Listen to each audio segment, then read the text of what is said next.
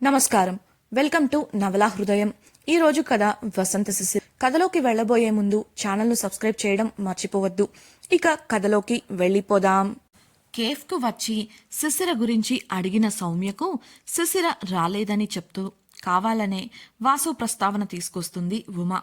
వాసు దగ్గరుండి మరీ శిశిరకు సపర్యలు చేస్తున్నాడని తెలుసుకొని మౌనంగా అక్కడి నుంచి వెనుతిరిగింది సౌమ్య.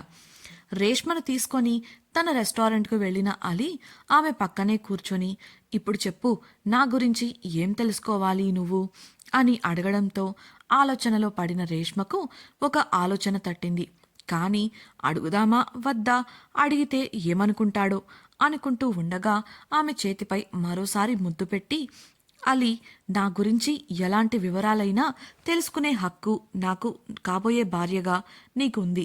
ఎక్కువగా ఆలోచించకుండా అడుగు అని అన్నాడు. దాంతో ధైర్యం చేసిన రేష్మ, నాకు మీ పేరు, మీరు రెస్టారెంట్ నడుపుతారు అని తప్ప వేరే ఏ విషయం తెలియదు. మీ గురించి అంటే మీరు మీ ఫ్యామిలీ లాంటి డీటెయిల్స్ ఏవి తెలియదు కాబట్టి చెప్తారా అని అడిగింది. ఆమె ప్రశ్న విన్న అలీ ఆమెను చిలిపిగా చూస్తూ, నా పేరు అలీ, పుట్టింది ఎక్కడా అని నాకు సరైన క్లారిటీ లేదు, కానీ పెరిగిందంతా వైజాగ్, మాది చాలా పెద్ద కుటుంబం అంటూ చేతులు 2 బార్లా చాపి చూపిస్తూ అన్నాడు. మళ్ళీ తనే మాట్లాడుతూ, ఎంత పెద్దది అంటే లెక్క చెప్పడం కష్టమబ్బా, లెక్క ఎప్పటికప్పుడు మారుతూనే ఉంటుంది నవ్వుతూ చెప్పిన అతన్ని అయోమయంగా చూసింది రేష్మ. అతనేం మాట్లాడుతున్నాడో ఆమెకు సరిగా అర్థం కావడం లేదు. అప్పుడే ఆమెను చూసిన అలీ నవ్వుతూ, అర్థం కాలేదు కదా, వివరంగా చెప్పాలా అని అడగగా అవునంటూ తల నిలువుగా ఊపింది రేష్మ. దాంతో అలీ నిట్టూర్చి సోఫాలో సౌకర్యవంతంగా కూర్చుంటూ, నాకు ఊహ తెలిసేసరికి నా పేరు అలీ అని తప్ప వేరే ఏదీ నాకు తెలియదు. నాకు ఆ పేరు ఎవరు పెట్టారో కూడా తెలియదు. అప్పట్లో నాకు 4 లేదా 5 సంవత్సరాల వయసుండొచ్చు. వైజాగ్లో నాతో పాటు ఒక 7 మా అందరినీ అడుక్కోవడానికి పంపించి మేము అడుక్కొని సంపాదించిన డబ్బుతోనే మాతో ఉండే వ్యక్తి జల్సాలు చేసేవాడు. నాకు ఇంకొంతమందికి అడుక్కోవడం నచ్చేది కాదు. ఒకరోజు అతని దగ్గరకు వెళ్ళి, కావాలంటే మమ్మల్ని ఏదైనా పనికి పంపించు కానీ అడుక్కోమని చెప్పొద్దు అని అడిగాం. వాడు ఆ మాటలకు కోపంతో మాలో పెద్దవాడిని పట్టుకొని మా ముందే కొట్టి హింసించి కాలిపై వాతపెట్టాడు. దాంతో మా అందరికీ భయమేసి మౌనంగా అతడు చెప్పింది చేస్తూ ఉండేవాళ్లం. అలా ఒకసారి నన్ను, మరో అబ్బాయిని కలిపి బీచ్కు తీసుకెళ్ళి అక్కడ అడుక్కొని డబ్బులు తీసుకురమ్మన్నాడు. అంతకు ముందు ఎప్పుడూ మేము బీచ్ను చూడలేదు. దాంతో అతడు ఒక పక్కగా పడుకొని ఉండటంతో మాకు సంతోషం ఆగక అతడు మమ్మల్ని చూడని సమయం చూసి బీచ్లో దిగి ఆడుకుంటున్నాం. అప్పుడే అలల ఒరవడి ఎక్కువై నాతో వచ్చిన పిల్లాడు అలల్లోకి జారిపోయాడు. నేను ఎలాగో బయటపడి ఆ వ్యక్తి దగ్గరకు వెళ్ళి విషయం చెప్పాను. అప్పటికే అక్కడ ఉన్న అధికారులు అప్రమత్తమై ఆ పిల్లాడి కోసం గాలించారు. నేను ఆ వ్యక్తిని తీసుకుని వెళ్లేసరికి ఆ పిల్లాడి శవం మాత్రమే దొరికింది. అంతా గుమ్మికూడి అతడెవరు అని విచారించడం మొదలుపెట్టారు. నేను తనను అలా చూసి భయపడిపోయాను. నా శరీరం వణికిపోయింది. అతడు మావాడే అని చెప్పడానికి నోరు తెరవగా ఆ వ్యక్తి నా నోరు నొక్కేసి ప్రక్కకు తీసుకెళ్లాడు. నేను గింజుకుంటుంటే నన్ను దూరంగా తీసుకెళ్లి ఇసుకలో పడేసి, పిచ్చి పట్టిందా, వాడు పోతే పోయాడు, ఇప్పుడు వాడు మనోడే అని చెప్తే వాడికి నాకు సంబంధం ఏంటని అడుగుతారు, మనమంతా దొరికిపోతాం, కేవలం ఒక అనాథ వెధవ వాడు, పోతే పోని అంటూ నా చెయ్యి పట్టుకొని లాక్కెళ్లాడు. నాకు అది నచ్చలేదు. ఇన్నాళ్ళు ఆ అబ్బాయి కూడా మాతో కలిసి అడుక్కొని డబ్బులు సంపాదిస్తే వాడు అవి తీసుకొని జల్సాలు చేశాడు. తీరా ఈరోజు వాడికి అలా అయ్యిందన్న కనీస బాధ కూడా లేకుండా అతన్ని అలా వదిలేయటం నేను సహించలేకపోయాను. అతడు చెయ్యిని గట్టిగా కొరికి గుమిగూడి ఉన్న జనం వైపు పరుగులు తీశాను. అకస్మాత్తుగా వెనుక నుంచి ఏదో తగిలింది. అంతే, కళ్ళు మూతలు పడిపోయాయి అని చెప్పి కళ్ళనీళ్లు తుడుచుకున్నాడు అలీ. అతని మాటలు వింటున్న రేష్మకు కూడా దుఃఖం ఆగలేదు. అతని భుజంపై తలవాల్చేసింది. అతడు చెప్పడం కొనసాగిస్తూ, నేను కళ్ళు తెరిచేసరికి ఏదో ఒక కొత్త ప్లేస్లో ఉన్నాను. తల బాగా నొప్పిగా ఉండి పట్టుకుంటే తెలిసింది నా తలకు దెబ్బ తగిలిందని. నా ముందు ఒక 4 పిల్లలు నేనెప్పుడు లేస్తానా అని నన్నే చూస్తూ ఉన్నారు. నేను లేవడమే ఆలస్యం, ఎవరికో చెప్పడానికి అన్నట్లు అక్కడ్నుంచి వెళ్ళిపోయారు. కాసేపటికి వారితో కలిసి ఒక పెద్దావిడ అక్కడికొచ్చింది. ఆవిడే మా అమ్మ భానుమతి అని చిన్నగా నవ్వి మళ్ళీ చెప్పడం కొనసాగించాడు. దగ్గరకు వచ్చి ప్రేమగా ఇప్పుడెలా ఉంది అని అడిగింది. నేను అంతవరకు ఎవరూ నాతో ప్రేమగా మాట్లాడడం చూడలేదు. సంతోషం అనిపించింది. అంతలోనే భయం. ఎవరీ కొత్త మనుషులు? ఈ కొత్త ప్రదేశం ఏంటి అని. అమ్మా ఏమడిగినా నేను సమాధానం చెప్పలేదు. ఆమె నాకు భోజనం పెట్టి మందులు ఇచ్చి విశ్రాంతి తీసుకోమని చెప్పి వెళ్ళిపోయింది. ఆ తర్వాత 2 రోజులకు నేను బాగా కోలుకొని ఆ చుట్టుపక్కల తిరగడం మొదలుపెట్టాను. తోటి పిల్లలు ఆడుకోవడానికి రమ్మన్నా కూడా వెళ్ళేవాడిని కాదు. ఓ రోజు అలా అరుగు మీద కూర్చొని ఆడుకుంటున్న పిల్లలను చూస్తుంటే ఒక అబ్బాయి వచ్చి నా దగ్గర కూర్చున్నాడు. నేను అతని వంక వింతగా చూస్తే అతను మాత్రం నా భుజంపై చేయి వేసి నా దెబ్బ ఎలా తగిలింది అని అడిగాడు. అప్పుడే నాకు గుర్తొచ్చింది. నేను ఆ వ్యక్తి చెయ్యి కొరికి పారిపోతుంటే ఆ వ్యక్తి కోపంతో నా పైకి ఒక రాయి విసిరాడు. అది తగిలి నేను స్పృహ కోల్పోయాను. అదే విషయాన్ని అతనికి చెప్పాను. ఆ పిల్లాడు, ఓ అలాగా, అయితే నీ తలకు తగిలిన గాయానికి నువ్వు చనిపోయుంటావు అనుకొని ఆ వ్యక్తి పారిపోయుంటాడు. ఇంతకీ మీ అమ్మా నాన్న ఎక్కడా అని అడిగాడు. నాకు తెలీదు అంటే నా గురించి పూర్తి వివరాలు తెలుసుకొని వెళ్ళిపోయాడు. సరిగ్గా ఆ రోజు సాయంత్రానికి నాతో ఉండే పిల్లలంతా అక్కడికి వచ్చేసరికి నేను ఆశ్చర్యపోయాను. వాళ్ళు చెప్పగా తెలిసింది, పోలీసులు వచ్చి ఆ వ్యక్తిని అరెస్టు చేసి తమను విడిపించారట. నాకు చాలా ఆనందం కలిగింది. నాకు కావాలి అని నేను అడగకుండానే ఇదంతా చేసిన వాళ్లపై అంతులేని గౌరవం కలిగింది. ఆ సంతోషంతో నా వివరాలు కనుక్కున్న అబ్బాయి కనిపించగానే వెళ్ళి హత్తుకున్నాను. అతడు నవ్వి నన్ను మా అమ్మ దగ్గరకు తీసుకెళ్ళి అన్నింటికీ తనే కారణం అని చెప్పాడు. ఆ రోజు నుండి ఆ ఇల్లే నాకు కుటుంబం. నాలాంటి అనాథలు అందరూ ఆ ఇంటి గడప తొక్కుతుంటారు. అందరం కలిసి కుటుంబంలా ఉంటాం. అందుకే నా కుటుంబంలో ఉండే వారి లెక్క తెలియదు అని చెప్పాను అన్నాడు నవ్వుతూ అలీ. అంతా విన్న రేష్మ భావోద్వేగానికి లోనై కంటి నుండి జారుతున్న నీటిని తుడుచుకుంది. ఆమెను దగ్గరకు తీసుకొని నవ్వుతూ, ఇది నా గతం రేష్మ. ఇప్పుడు నేను అలా ఇబ్బంది పడటం లేదు. అమ్మ దగ్గరికి వెళ్ళగానే అమ్మ మాకు కావలసినవన్నీ చూసుకున్నారు. మాకు నిజంగా అమ్మ ఉంటే ఇలానే ఉంటారేమో అనిపించేలా ఉంటుంది ఆవిడతో ఉంటే. అందుకే ఆవిడే మా అమ్మ అంటూ తన ఫోన్లో ఉన్న భానుమతి ఫోటోలు చూపిస్తాడు అలీ. రేష్మ ఫోటోలో ఉన్న భానుమతిని చూసి నవ్వుతూ, చాలా అందంగా ఉన్నారు ఆంటీ అని అనగా ఆమె తలపై మొట్టి అత్తయ్య అని పిలవ్వే అన్నాడు అలీ. ఆమె నవ్వి, సరే అత్తయ్య గారు చాలా అందంగా ఉన్నారు, దేవతలా ఉన్నారు అని అంటుంటే, దేవతలా కాదు దేవతే అన్నాడు అలీ. మరి హోటల్ ఎలా?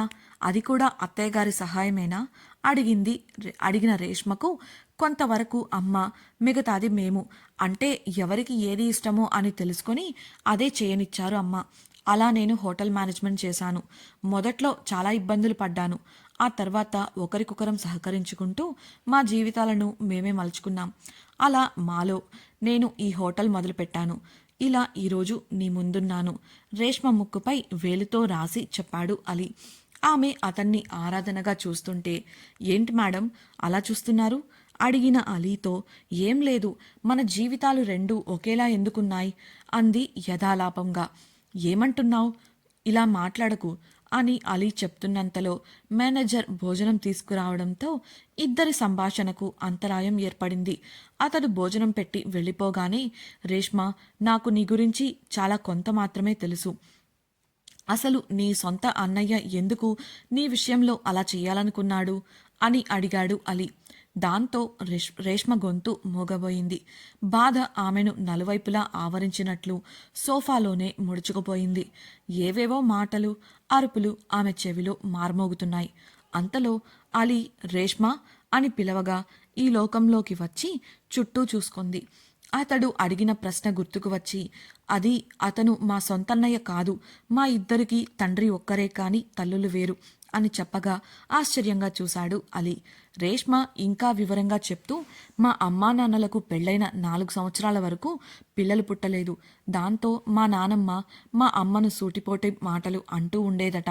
మా అమ్మకు కూడా లోపం తనలోనే ఉందేమో అనిపించి మా నాన్నను 2వ పెళ్లికి ఒప్పించింది. వారిద్దరి పోరు పడలేక నాన్న 2వ పెళ్లి చేసుకున్నారు. పెళ్లైన కొత్తలో పిన్ని బాగానే ఉండేదట. ఎప్పుడైతే తను కడుపుతో ఉందని తెలిసిందో అప్పుడే మా అమ్మకు కష్టాలు మొదలయ్యాయి. కానీ నాన్న కోసం అన్నీ భరించింది మా అమ్మ. ఆ సమయంలో నాన్న మిలిటరీలో పనిచేసేవారు.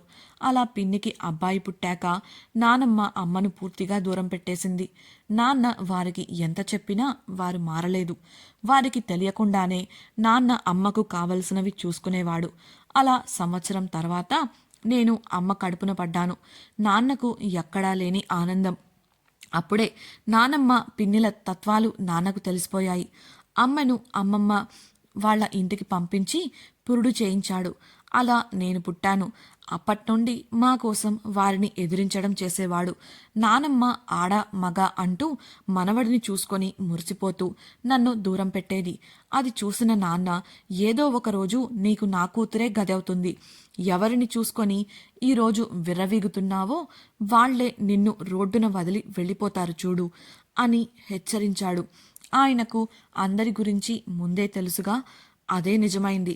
నానమ్మ దగ్గర ఉన్న డబ్బంతా అయిపోగానే ఆమెను వాళ్ళు వదిలేశారు. చివరిదాకా మేమే చూసుకున్నాం.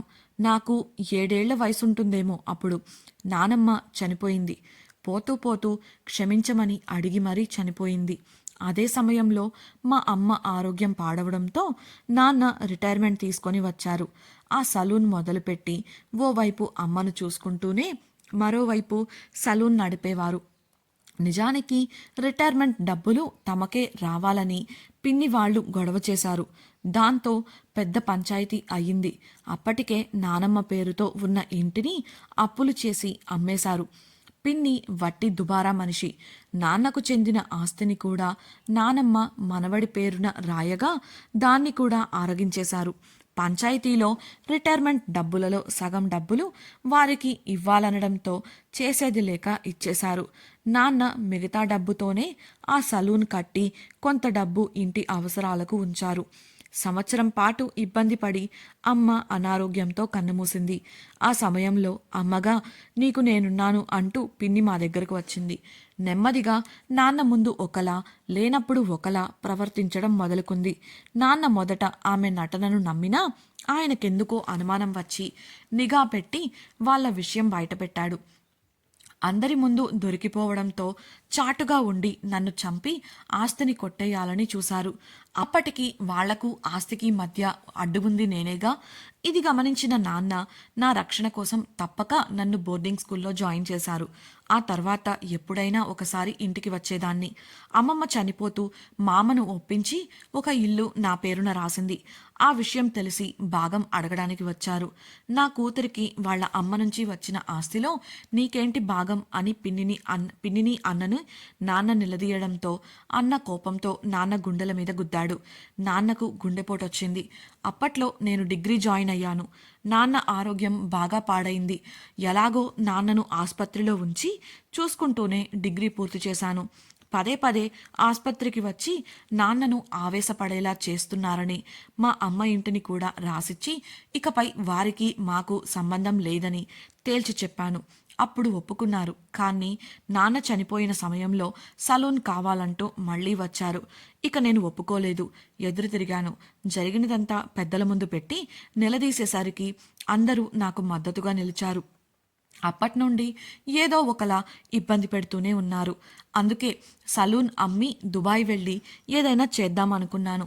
కానీ ఈలోపే ఇలా జరిగింది అంటూ బోరున ఏడ్చేసింది రేష్మ. ఆమెను దగ్గరకు తీసుకొని సముదాయించిన అలీ, నేను మీకు మాటిస్తున్నాను రేష్మ, గతం గురించి మర్చిపో. నీకు ఏ లోటు రాకుండా మహారాణిలా చూసుకుంటాను అని నమ్మకంగా పలికాడు. కాసేపటికి నువ్విలా ఏడుస్తూనే ఉంటే మన కోసం తెచ్చిన వంటకాలన్నీ ఆరిపోతాయి. ముందు తిందాం, కావాలంటే నువ్వు తర్వాత నీ ఏడుపు కొనసాగించు అని అలి అల్లరిగా అనడంతో కళ్ళు తుడుచుకుంటూనే నవ్వేసింది రేష్మ. అలా ఇద్దరూ కొసరి కొసరి వడ్డించుకుంటూ తినడం మొదలుపెట్టారు.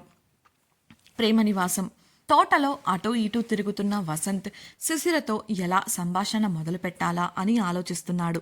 ఇలా ఆలోచిస్తూనే ఉంటే పని కాదు అనుకుంటూ వెళ్ళి శిశిర పక్కనే బల్లపై కూర్చుని ఆమెను పిలిచాడు. అప్పటికే అతడు తనతో ఏదో మాట్లాడాలి అని అనుకుంటున్నట్లు అతడి ప్రవర్తన ద్వారా అర్థం చేసుకుంది శిశిర. దాంతో అతడు ఏం చెప్తాడా అన్నట్లు ఆసక్తిగా అతని వంక చూస్తూ ఉంది. వసంత్ తను అడగాలనుకుంటున్న విషయాలను శిశిరను అడుగుతాడా? ఆమె వాటికి బదులిస్తుందా? అలీ వేసిన ఒట్టును నిలబెట్టుకుంటాడా? అలీ రేష్మల ప్రయాణం ఏ గమ్యం వైపు? అసలు రేష్మ అలీ ఇంటికి ఎలా వచ్చింది? ఆమె జీవితంలో ఏం జరిగింది తెలుసుకోవాలనుకుంటున్నారా? అయితే ఛానల్ను సబ్స్క్రైబ్ చేసి వసంత శిశిరం రాబోయే ఎపిసోడ్స్ని తప్పకుండా వినేయండి. మీకు ఈ వీడియో నచ్చినట్లయితే లైక్ చేసి మీ సన్నిహితులతో షేర్ చేయండి. మీ అభిప్రాయాలను మాతో పంచుకోవడం కోసం కామెంట్ సెక్షన్లో తెలియజేయగలరు. ఇట్లు మీ నవలా హృదయం team. Thank you for listening.